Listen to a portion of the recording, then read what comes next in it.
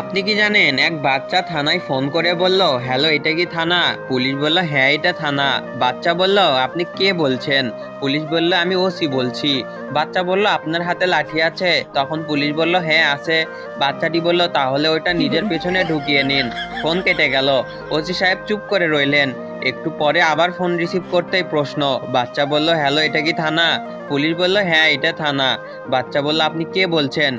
Police বুঝতে পারলো সেই বিচ্ছুটাই আবার ফোন করেছে। ওসি সাহেব সাবধানে জবাব দিলেন, আমি ওসি বলছি।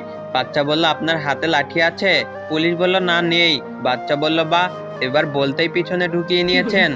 সাব্বাস। সিএলআই দেখে ওসি ওই নম্বরে ফোন করলেন, ধরলেন এক ভদ্র মহিলা। ওসি সাহেব বললেন, আমি থানা থেকে ওসি বলছি।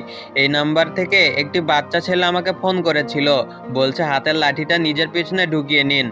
বাচ্চার মা বলল, এমা কখন? পুলিশটি বলল,